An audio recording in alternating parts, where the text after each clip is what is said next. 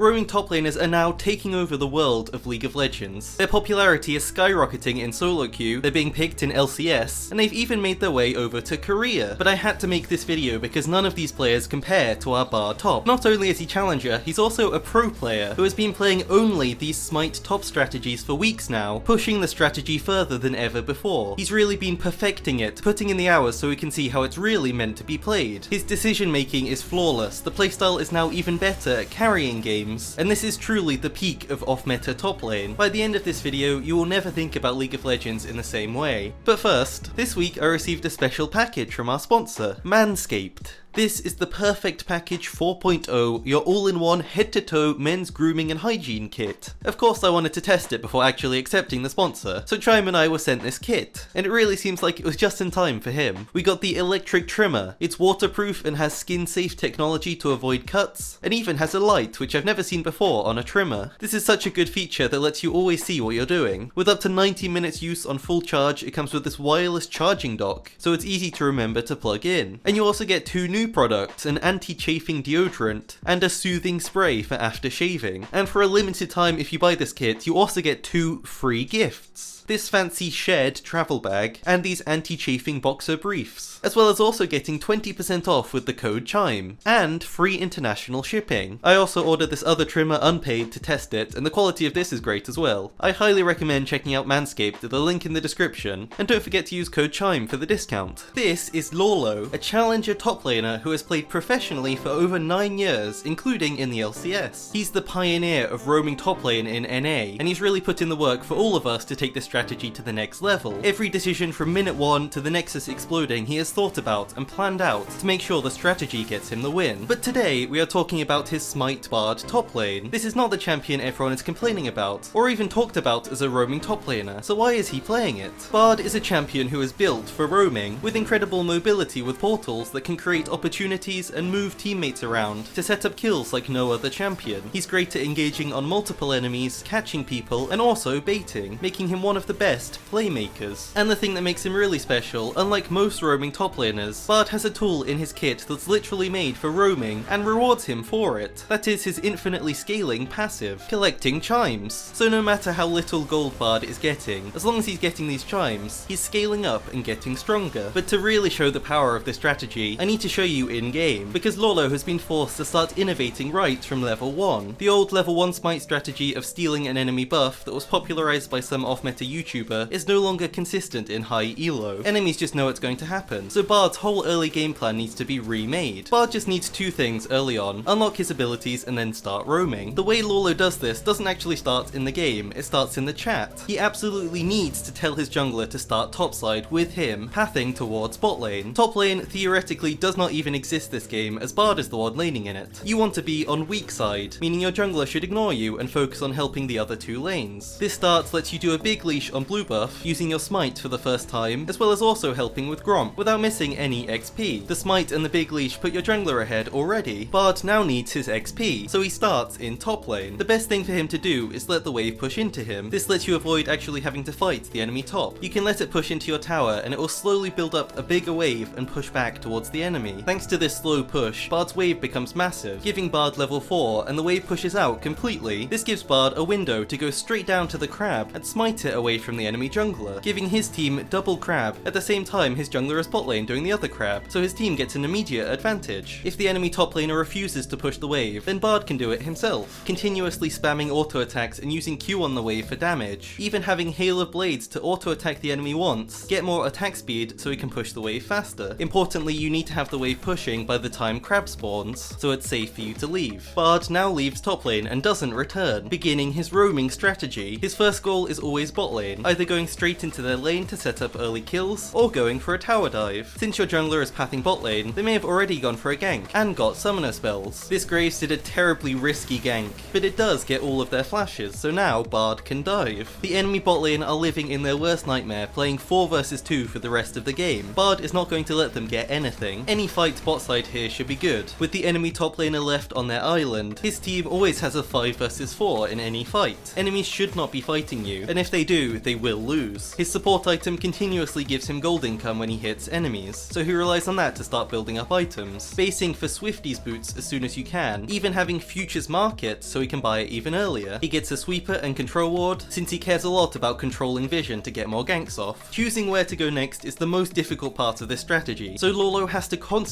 use logic. In this game, Bard went bot lane and got a double kill, so now his bot lane wants a base. This means Bard can't really go back again, because his teammates aren't there. Meanwhile, the enemy top laner is on his tower, getting ahead, and since the enemy top hasn't based yet, Bard has a good advantage and can go to stop him. He just stalls the enemy top laner for a while. He doesn't have to stay top lane, he can then leave to make even more plays, but at least he had a small impact during the downtime. Bard is a great champion for top, because you don't always have to be making a play. You can instead just be grabbing more chimes, and be scaling, also getting speed so you can get to your next play. But Lolo's game plan is not as complicated as it sounds. He's already planned another play that he can do every game. When the buffs are spawning again around 7 minutes, you know the enemy jungler will be on their first one, and your jungler will also be topside on his. So you can assume that if you gank bot lane, the enemy jungler can show up and you'll be in a 3 versus 3, and this can end in a disaster. Meanwhile, top lane is also pushing in since your jungler is busy farming. So the solution to this is Bard going top once again, just to hold tower for a while. The best way to describe it is a balance of pressure. Instead of thinking of yourself as a champion, think of yourself as a buff that gives your team power, so you can choose where you think the buff is most needed. The plays he makes are not based on getting himself ahead. He plans based on the impact he can have in any situation. It's not the usual CSing or winning lane. It's a new way of thinking about League of Legends. Instead of thinking I have to always be ganking, here, Bard's bot lane has shoved the enemy into tower. His jungler is soloing the dragon with no risk. If Bard is there, he can't really do anything extra. His team already has everything under control, so instead he's making sure top isn't taking plates, keeping his team even. Dragon Soul is a very easy win condition with this strategy. Since you're bot lane early on with an extra smite, you can easily force it and start stacking super early. It's not worth throwing the game for one early dragon, and kills and gold will always be worth more as they usually mean you get the dragons anyway. Bard's spam ganking continues with special portals through walls to travel the maximum distance. This one through the side lane wall is great for punishing overextended enemies, or this one mid lane always lets you get behind the enemy mid laner and should be a free kill if they have no flash. Bard top has another trick up his sleeve, Stopwatch. This rune is super smart on roaming top because the time you get it is lowered by getting kills and assists. Bard already wants to get loads of these early on, so you should get the stopwatch even faster. This champion is not meant to solo kill enemies. He doesn't have the damage or the outplay potential early on, so stopwatch is a tool that covers this disadvantage. Bard starts to bait the enemy in and surprises him with invincibility. Meanwhile, his teammate shows up and collects a free kill. It's such a good bait tool for ganking as well as early fights. Throughout the game, while Bard is getting his bot and mid ahead, he's passively helping his jungler. His jungler should get all of his usual camps as well as all the waves in top lane. These together push them way ahead of the enemy jungler and keeps your jungler even in gold with the fed enemy top lane. At level 6, Bard gets even better, especially for tower diving. You want to ult either the tower and the enemy to set up a CC chain after it expires so you can get a kill, or just ult the tower, leaving the enemy underneath it with no protection, letting you dive with no risk. In mid game, we are now onto a new section of Lolo's plan. At this point, you should have helped your bot lane take tower, so they should rotate to mid. Your mid lane goes to a side lane, and jungle keeps collecting camps and a laner farm, getting even stronger. You don't want to just leave your jungler, you can help him and speed up his farming, even smiting camps for him to get them lower, while also being ready to help mid lane and collapse at any time. Between these two lanes, Bard is still getting chimes as his main resource, and is leeching XP from both of them to stay even. Probably the biggest advantage of having Bard in this game is his ability to completely deny Rift Herald getting gold. Enemies always get the option to take Rift Herald since Bard is playing bot side, but Bard is no longer busy laning, so when they try to use it, he can always show up and ult the tower to stop Rift doing any damage, and thus stop them earning any gold from the plates. He uses ult as Herald is preparing to charge, so the duration of the ult lasts long enough for the Herald to hit, and your tower loses no health, letting the Herald be killed for free. Like any good roaming support, you can now push mid lane and invade the enemy jungle to get deep vision. Having extra wards is crazy effective in solo queue, and this is a classic support play in high elo, even opening up the chance to roam to a side lane for a 2 versus 1 kill as well. This is especially great if you can shut down the enemy top lane, as that takes away the enemy's only advantage. So now at some point your team should be so far ahead that even aggressive fights can be taken to push your advantage. If you win a fight here, the game is as good as over. Outside of all the kills, Bard also has a chime collection goal. He wants to collect 35 chimes as soon as possible. These give him 35 stacks of his passive, and unlocks his AoE auto attack Cone. This is the biggest power spike for Bard in terms of his passive, which gives him a ton of free stats and what is basically an extra ability that slows enemies. But that isn't the end of his scaling. This is the chart of what happens with more chimes, pretty much increasing the slow and the amount of meeps he can hold at any time. This is great because more meeps equals more damage, and he can actually start to do a surprising amount of damage at this point with just auto attacks and hail of blades, being able to hold against some top laners. After 14 minutes, objective bounties start activating. Currently the way they work mean that Bard's team should pretty much always be given them for free even if they're ahead. The system is completely broken, giving Bard what I would call a third way to win the game. This is apart from the roaming for kills and the dragon stacking. This part is being nerfed in the next patch, so the strategy should still work, but it won't be as completely broken as it is now. Bard's job now is to help his team get picks to set up objectives. Using ult long range is usually not a good idea since it travels for longer, making it easier to dodge. A short range ultimate from Fog of War is the best way to catch, and if you get a kill and you're ahead, you can go straight to Baron. It can even be good to just ult and zone enemies, forcing them to dodge into your team to try and avoid the CC, which can also get them killed. Dragon Soul is now claimed for Bard's team around this time because of the early stacking. 20 minutes is the earliest you can possibly get it, 25 to 30 is more likely if enemies get a couple dragons. But Bard is now actually starting to power spike, with all of these chimes collected and is CC ready. One of the strongest parts of the game for Bard is teamfights. Bard is super versatile in fights, having lots of different jobs he can perform. The most common is using ult as an engage, starting the fight off with a pick, and good setup for your team CC. The most common way for Bard to fight is simply using Q to catch and stun targets. You can play aggressive using his portal to chase, or peel and use your portal as an escape, using W mostly as a speed up tool, not actually a heal. But another important way for Bard to fight is stalling enemies and distracting. If you can land a multiple champion Q stun, it's usually a good idea, whatever else is happening, and it sets up a free ultimate. It can be great as it lets your team fight elsewhere while you're taking up the time of multiple enemies, and set up a good collapse as well. This clip is good because the game is obviously already won by Bard's team, but you can still learn something from it. Riot are nerfing this style soon, and I want to give my thoughts, but quickly here is the build and runes. There's a European player playing full AP Bard top so he can carry the game, but Lolo's build is all based on changing depending on his teammates. He always buys support item and Dark Seal, but then his mythic actually depends on what support he has. Even Shroud is good if you have a damage support, as once you immobilize an enemy, they take more damage from your team. Shirelles is good if you have a playmaking support, like a Morgana. Locket is good to spam shields and keep your team alive with an enchanter support like Lulu, where fights will be longer, following up with Anathemas, as that's a great buy against a fed enemy top laner, completely avoiding the advantage they've got. Usually he follows this up with tank items so he can be a frontline, but also Zhonya's is a great item for Bard. It's a common item for Bard mains like Fevi Knight in Korean high elo, as it lets Bard make a play and also keep baiting. So should Riot really remove this strategy? With all the videos I've made, interviews I've done, and games I've analysed, I've probably spent over 100 hours just with this strategy. So my opinion on top lane roaming is that it's got a bad reputation. People think it's just easy enchanter champions played in a lane that's useless, just permanently roaming around the map, and it's really boring. But after I watched Lolo, who's clearly an incredibly good player, that quote to me is very untrue. This strategy is all about problem solving. I would actually say that watching a good player solve problems on the fly is like watching a kind of art. I learned something new every 20 seconds of gameplay just by thinking about why he did something. Of course, right now the skill cap of this strategy is really high, because it's like you're playing a completely new game, so it does suck in low ranks because it's like first timing a champion and first timing a role at the same time. If perfected, this is such a cool way for League of Legends to be played. I understand all the problems with it, especially it's boring to play against because the best counter is just not fighting, and that is very boring, so I understand that Riot should nerf or even remove it. But it is an important chapter in League history that should be remembered for the right reason. It broke top lane, it broke bot lane, and it broke jungle. It let players be truly creative, and it gave Riot a huge balance headache, and I'd say that's a pretty big success. Thanks again to Manscaped for sponsoring this video, please check them out. And Lolo is also streaming these games in high-elo North American Champions queue, so with voice comms with pro players, so you can really see how good this strategy is. Thanks so much for watching.